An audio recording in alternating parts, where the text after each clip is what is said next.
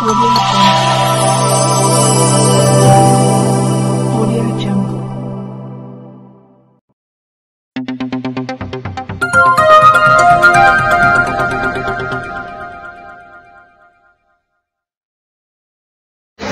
नमस्कार, सत श्री अकाल, जय भीम मित्रांनो।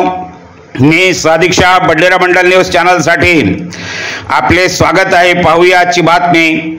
चांदूर बाजार तालुक्यात अवकाळी पावसाचा पिकांना फटका।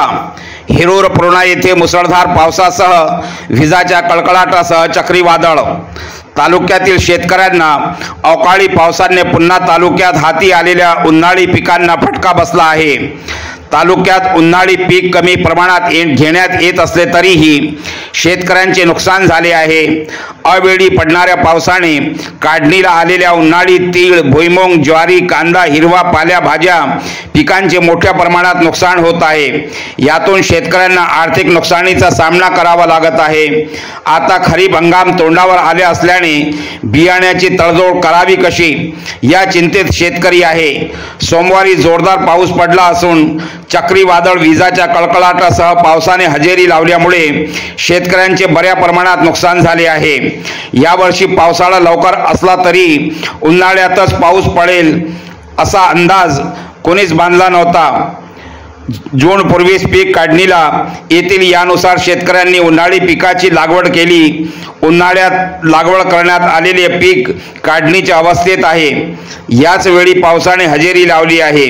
पावसाच्या लवकर आगमनामुळे पिकांना वाचविण्यासाठी शेतकरी प्रयत्न करीत आहे। काही शेतकऱ्यांनी नुकतेच पीक काढून ठेवले आहे, परंतु काहीच्या पिकाचे नुकसान झाल्यामुळे शेतकऱ्यांसमोर आता मोठा पेच निर्माण झाला आहे। ज्वारी, भुईमूग, तीळ, कांदा या पिकांचे यात मोठ्या प्रमाणात नुकसान होत आहे। सततच्या पावसाने काढणीला आलेल्या ज्वारी काळी पडण्याचा धोका आहे, तर इतर पिकांना अति पाऊस सहन होत नाही।